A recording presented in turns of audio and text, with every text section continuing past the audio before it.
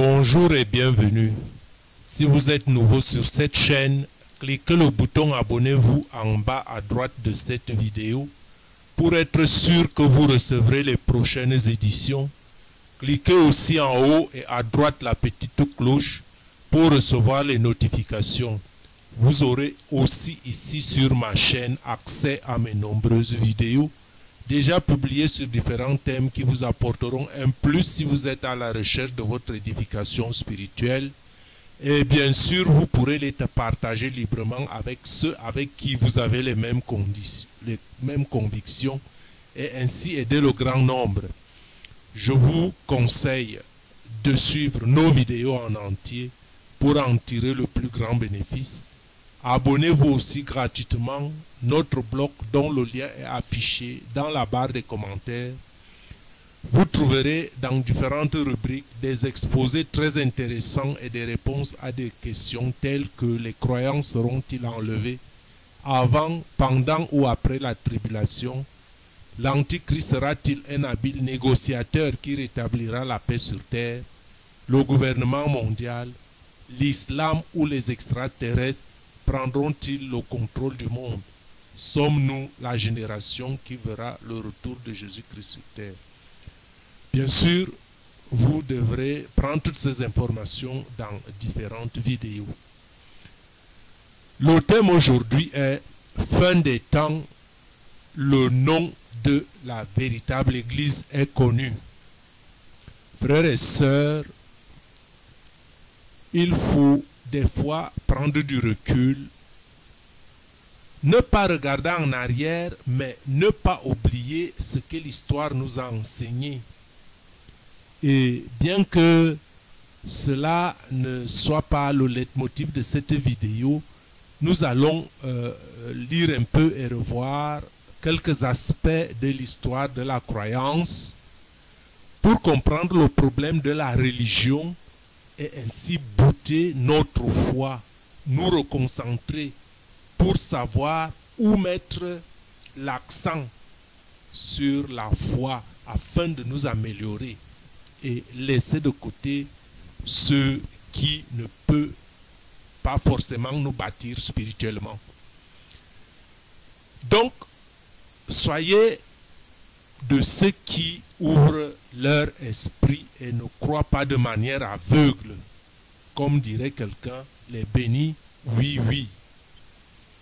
Ne dites pas toujours oui, mais remettez-vous en cause, remettons certaines choses en cause afin d'avoir la vérité nue.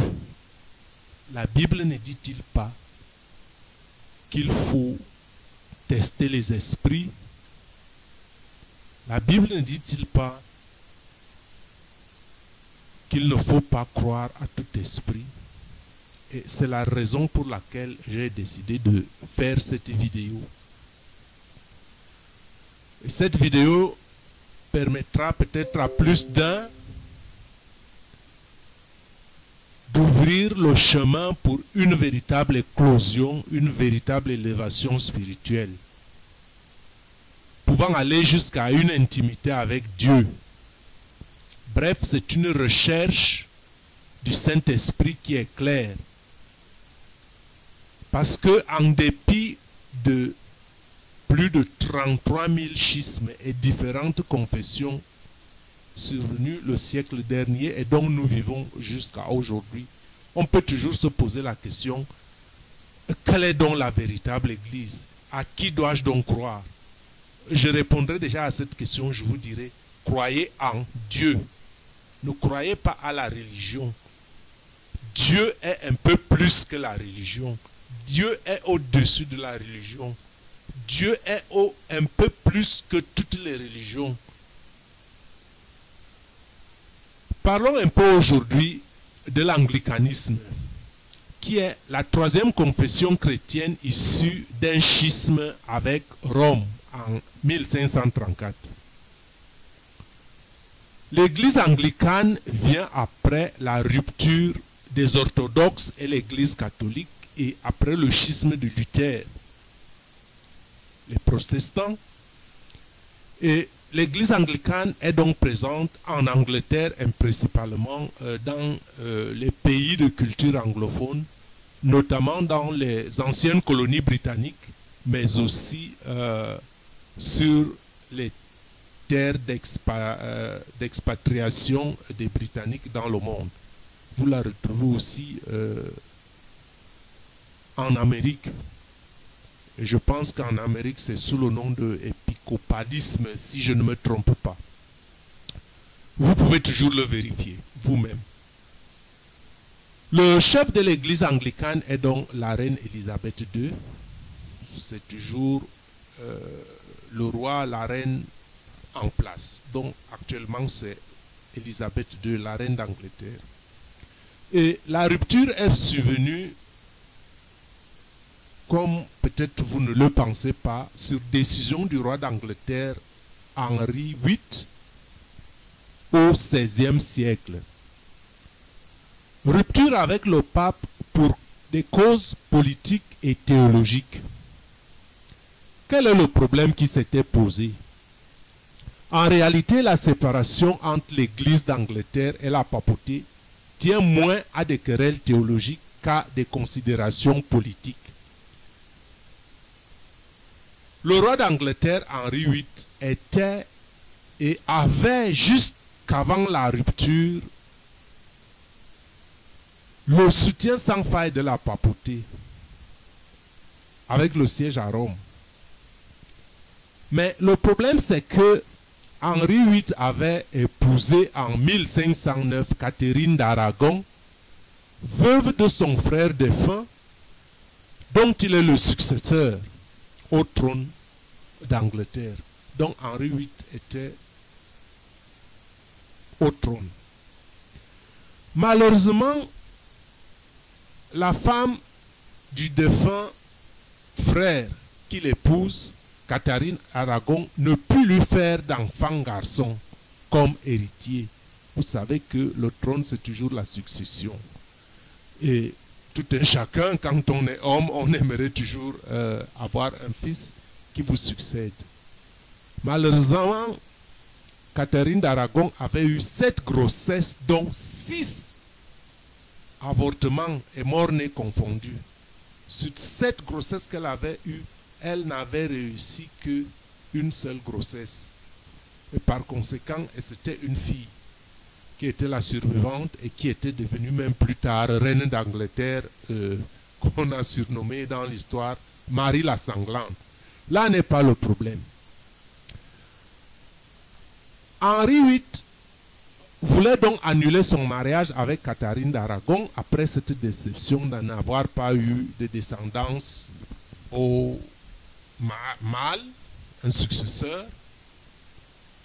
Donc, pour des considérations aussi politiques, parce qu'il y avait ce problème que Catherine d'Aragon d'abord était mariée à son frère, et lorsque son frère est décédé, c'est le père d'Henri VIII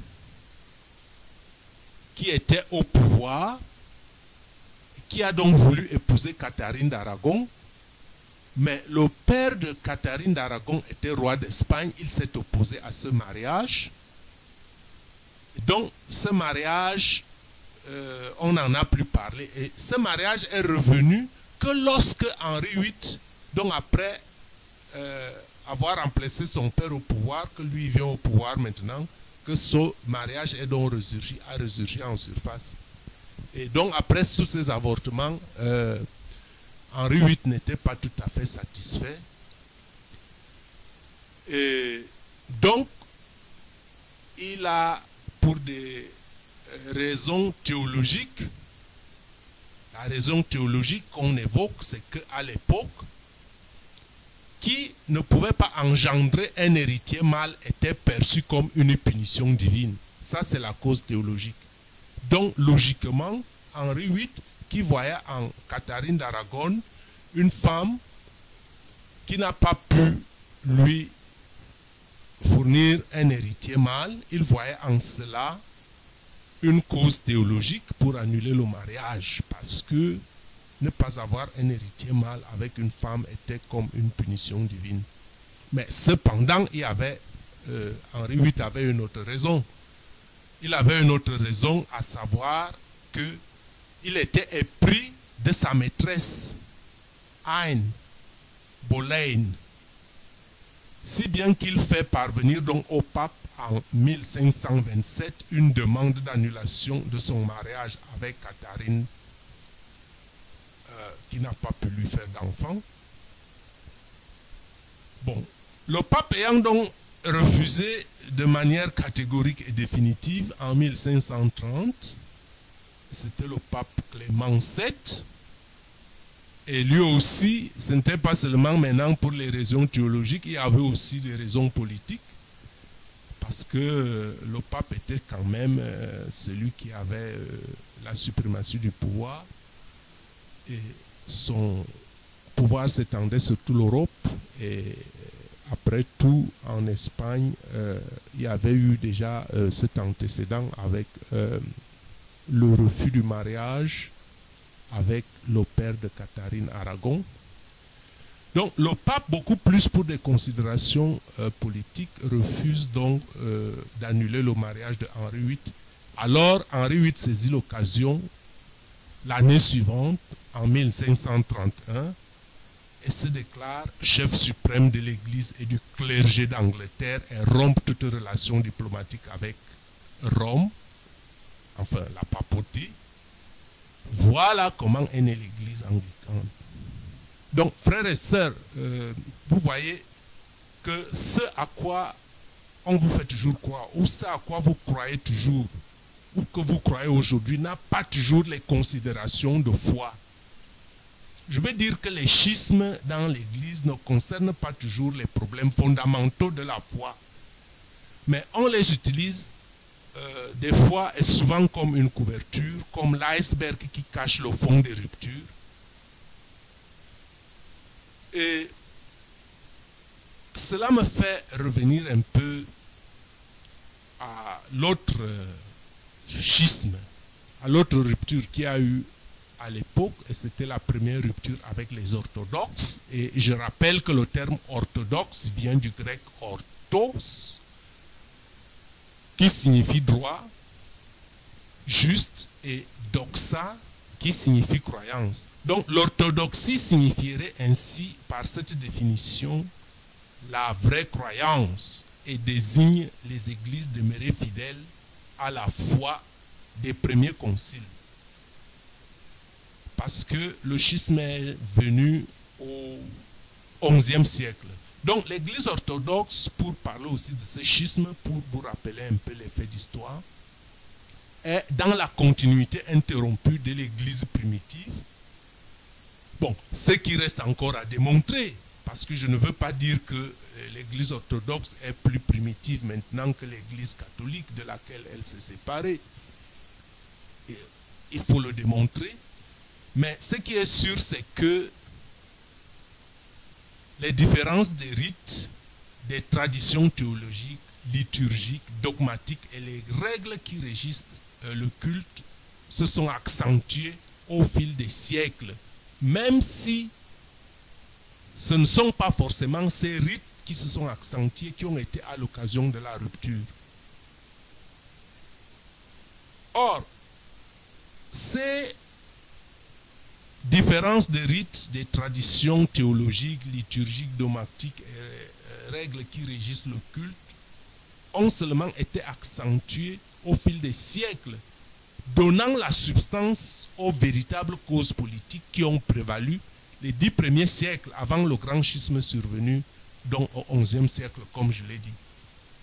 Donc la rupture entre Rome et les orthodoxes en est vraiment une preuve supplémentaire, parce que l'éloignement progressif puis la rupture entre ces églises, entre les églises qui s'étaient constituées comme organisation de l'église chrétienne primitive autour des 5 églises patriarcales de Rome, Constantinople, Alexandrie, Antioche et Jérusalem, n'était pas seulement liée à des querelles d'enseignement, comme je l'ai déjà dit, mais aussi à des considérations politiques comme des invasions et les croisades. Bon, je disais que ce n'est pas un cours d'histoire, mais je voulais vous faire comprendre quelque chose, que les considérations et les croyances qui se sont développées ne sont pas toujours une cause de foi, ne sont pas toujours une cause de dogme, de philosophie, je veux dire de croyance. Mais il y a d'autres raisons. Bon, ce qui veut dire en clair que j'aurais pu naître dans une autre région. Peut-être que je ne serais pas catholique.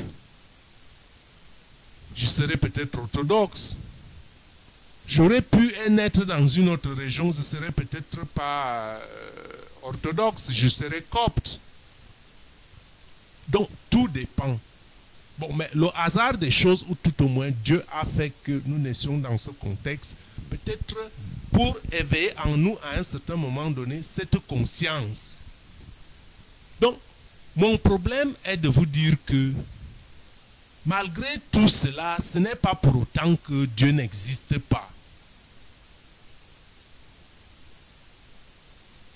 Ce n'est pas pour autant que Dieu n'existe pas. Je ne le dis pas pour décrédibiliser une certaine obédience ou une autre. Ce n'est pas que Dieu n'existe pas. Mais beaucoup de réformes dans les églises n'ont vraiment rien à voir avec le vrai enseignement de Jésus-Christ. Et quand cela est le cas, serait-il pensable que ce ne soit pas l'œuvre du Saint-Esprit? L'Esprit de Dieu peut-il inspirer différemment pour une même cause? La cause qui est la cause de la louange du Seigneur. Tous ne sont-ils pas créés pour la seule louange, pour la gloire de Dieu? Bon, il est bien pensable, frères et sœurs, que Dieu aime la diversité. Mais Dieu aime la diversité dans l'unité, mais pas la diversité dans la division. Donc, si tu es attentif au monde qui t'entoure, que constates-tu? Tu constates que des hommes simples, outragés et persécutés et même maîtrisés, qui étaient des disciples de Jésus, de leur enseignement, sont nés des trônes de gloire maintenant, ils sont assis sur des trônes en or, et des patriarches que je ne critique pas, et autres titres bien plus grands, avec des habillements coûteux. Hein? Et tout cela n'ont pas égard pour ce que Jésus est venu apporter la bonne nouvelle. Les malades, les opprimés, les captifs, les sans-abri, les veuves, les prisonniers, les orphelins, et j'en passe. Et moi, j'en arrive au facit que nous devons chercher Dieu. Cherchons Dieu et non les doctrines humaines. Parce que à travers les schismes qui se sont développés dans l'histoire, on a tellement de doctrines qui se rejettent les unes les autres. Et pourtant, c'est l'enseignement d'un seul homme, qui est Jésus-Christ. Donc, cherchons Dieu avec un amour ferme pour lui, Dieu, et pour notre prochain. Telle est la recommandation de Jésus. Cherchons Dieu avec une foi inébranlable. Et la question c'est, où trouve-t-on une telle église? Et c'est justement le titre de ma vidéo. Laissons de côté toutes les discussions philosophiques, idéologiques, et donnons notre cœur dans sa simplicité à Dieu. Les causes politiques et théologiques, par exemple, via l'acte de suprématie en 1534 pour l'Église anglicane, sont l'origine de la XC doctrine anglicane énoncée dans les 39 articles. Article 3, ou Bill of 33 Articles en anglais, qui ont longtemps eu une valeur impérative. Bon, l'éventail entre les positions doctrinales ne s'est élargi que par la suite, et les Et ce qui a donné lieu à de nombreuses classifications, telles que ceux qui connaissent l'église anglicane aujourd'hui comme la haute église, la basse église, la broad church, l'anglo-catholicisme, l'évangélisme que nous connaissons. La même chose est du côté du premier schisme entre les catholiques et les orthodoxes. Il y a certes des points de doctrine comme la filioque, le purgatoire, l'inquisition, le pain azime, l'infaillibilité du pape, le célibat des prêtres, qui ont conduit, en dépit des causes politiques, à plus de 33 000 dénominations chrétiennes que nous connaissons aujourd'hui. Et pourtant, 33 000 dénominations chrétiennes qui prétendent tous adorer le Christ. Et pourtant, Dieu nous appelle à l'unité. Et pourtant, ces dénominations luttent les unes contre les autres. Alors, lorsqu'on vous demandera à quelle église appartiens-tu, moi je vous conseille, je vous suggère de leur dire, selon la parole du Seigneur, je n'appartiens à aucune église de dénomination humaine. J'appartiens au Seigneur Yahushua HaMashiach, que vous appelez Jésus et Christ. Et ensemble avec tous ceux qui sont les siens, se trouve l'église à laquelle j'appartiens, une église sans mur, et qui n'est appelée par aucun autre nom à l'exception du nom que le Père a donné, Yahushua HaMashiach appelé le Christ, Jésus-Christ le Sauveur, l'unique, il n'y en a pas d'autre. Ces membres, les membres de cette église, forment une seule tête et un même corps, ayant un seul amour, un seul troupeau, un seul berger, Christ lui-même, qui est la tête du corps.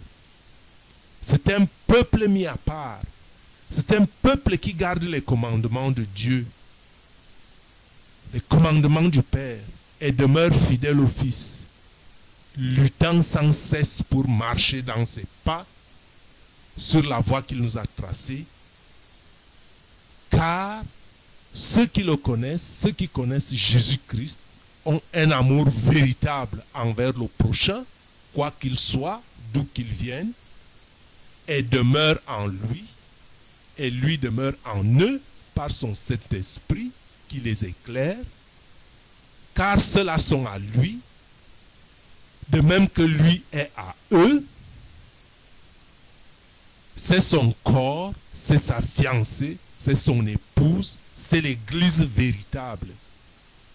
Ceux dont l'amour est ferme et dont la foi est inébranlable. Frères et sœurs, Dieu nous parlait autant à travers les prophètes. Mais depuis l'avènement de Jésus, Dieu nous parle par les Saintes Écritures, par l'enseignement de Jésus. Dieu nous parle aussi, et même à chacun de nous, Dieu parle cependant tantôt d'une manière, tantôt d'une autre, et l'on n'y prend point garde. Il parle par les songes, par des visions nocturnes, quand les hommes sont livrés à un profond sommeil, quand ils sont endormis sur leur couche, comme nous l'apprend Job au chapitre 33 du verset 14 à 15. Mais le plus grave souvent, quand une parole est transcendantale, le plus souvent est de savoir quelle est la limite entre l'orgueil et l'ego de l'homme quand Dieu mettrait une parole dans sa bouche. Cependant, il faut éprouver les esprits pour voir si elles sont de Dieu, parce que certains sont très raffinés aujourd'hui pour faire passer les messages de l'ennemi au sein de certaines églises, puisqu'il en va de la concurrence. Au lieu de s'aimer comme des frères, les églises sont devenues concurrentes, en utilisant bien sûr tous le nom de Jésus-Christ qu'ils représentent, Et c'est pourquoi il est vrai et demeurera vrai pour l'éternité que la vraie Église de Jésus-Christ est celle à laquelle j'appartiens. J'espère que tu vas l'adhérer aussi. Et l'Église à laquelle j'appartiens est au Seigneur Yahushua HaMashiach, que vous appelez Jésus-Christ. Les murs de son Église sont les 4 murs de la foi.